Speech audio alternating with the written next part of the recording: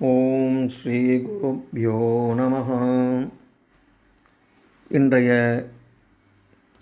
பதிவிலே நாம் பார்க்க இருக்கும் திருத்தலம் திருக்குரையலூர் அருள்மிகு அமிர்தவல்லி தாயார் உடனுரை ஸ்ரீ உக்ர நரசிம்மரின் திருத்தலத்தின் சிறப்பு பற்றி தான் பார்க்க இருக்கிறோம்.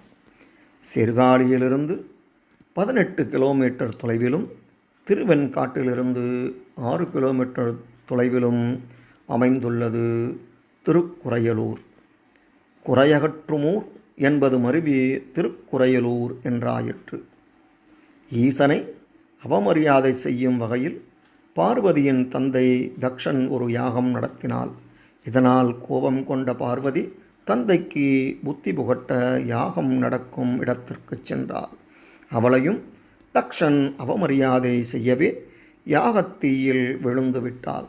கோபமடைந்த சிவபெருமான் தனது அம்சமாக வீரபத்ரரை அனுப்பி யாகத்தை அழித்தார்.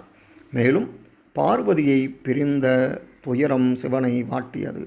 அதற்காக நரசிம்மர் சிவபெருமானுக்கு இத்தலத்தில் ஸ்ரீதேவி பூதேவி சமேதராக காட்சியளித்து அமைதிப்படுத்தியதாக தலபுராணம் கூறுகிறது. கருவறையில் உக்ர நரசிம்மரும் ஸ்ரீதேவி பூதேவி சமேதராய் காட்சி தருகிறார்.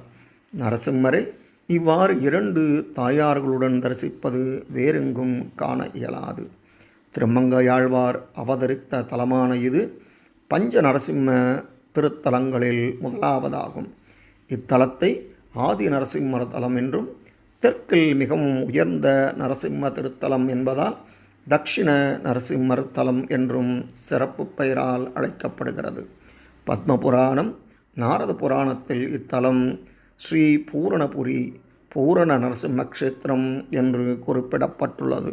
உக்ரம் வீரம் மகாவிஷ்ணும் ஜ்வலந்தம் சர்வதோமுகம் நிருசிம்மம் பீஷணம் பத்ரம் மிருத்யும் நமாம்யகம். அருள்மிகு அமிர்தவல்லி தாயார் உடனரை ஸ்ரீ உக்ர நரசிம்மரின் அருள் தங்களுக்கு பரிபூர்ணமாக கிடைக்க அமிர்தவல்லி தாயாரையும் உக்ர நரசிம்மரையும் வணங்கி அடுத்த பதிவிலே இன்னொரு திருத்தலத்துடன் உங்களை சந்திக்கிறேன். நன்றி, வணக்கம்.